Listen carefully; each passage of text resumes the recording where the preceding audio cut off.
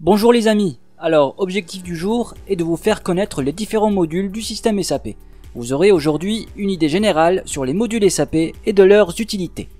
Donc pour ceux qui ne me connaissent pas encore, je m'appelle Majbar Hamza et je suis consultant SAP.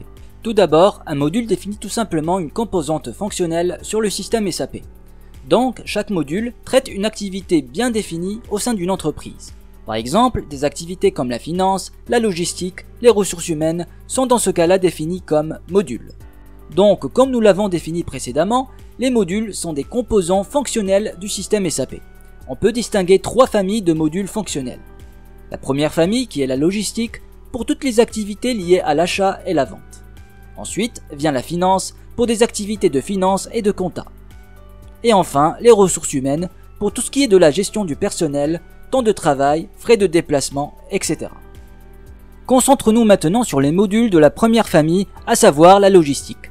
Les modules de cette première famille, appelés logistique, permettent de gérer toute la logistique d'une entreprise, comme par exemple la gestion des articles, la gestion des stocks, le processus d'achat, le processus de vente ainsi que la production. Les solutions proposées par SAP sur le domaine de la logistique sont issues d'expériences utilisateurs communes. Ces solutions sont donc appelées standards. L'utilisateur peut ainsi les étendre afin de les rendre spécifiques à son propre besoin. On trouve parmi les modules principaux de cette famille, le module MM pour la gestion des achats, articles et stocks, le module SD pour la gestion des ventes, le module QM pour la gestion de la qualité, le module PP pour la gestion de la production, le module PM pour la gestion de la maintenance, le module WM pour la gestion des stocks, le module SRM pour la gestion des relations fournisseurs, le module CRM pour la gestion des relations clients, le module SCM pour la planification de la chaîne logistique et enfin le module PLM pour la gestion du cycle de vie de produits. Les modules de cette deuxième famille, issus de la finance, permettent de gérer toute la finance d'une entreprise, comme par exemple la comptabilité financière, la comptabilité analytique, les écritures de vente et d'achat, ainsi que le contrôle de gestion.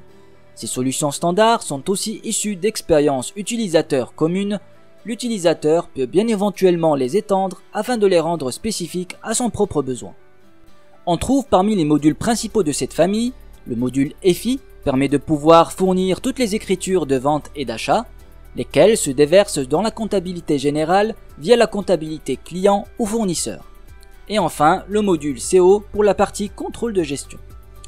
Il n'existe qu'un seul module sur cette troisième famille appelée ressources humaines, permettant de gérer tout simplement les ressources humaines d'une entreprise, comme par exemple la gestion des données de base du personnel, la gestion des temps, la gestion des déplacements et enfin la gestion de paie.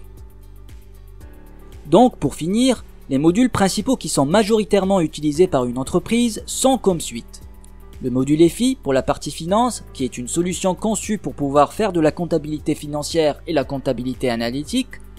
Le module HR pour la partie ressources humaines, qui est conçu pour la gestion du personnel et de la paie. Ensuite vient le module SD pour la partie vente, qui est conçu pour prendre en charge toute la gestion des ventes et de l'expédition des marchandises.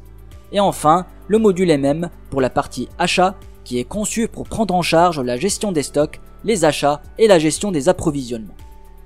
Si vous avez aimé, n'hésitez pas alors à partager cette vidéo afin de permettre à un grand nombre parmi vous de pouvoir y bénéficier.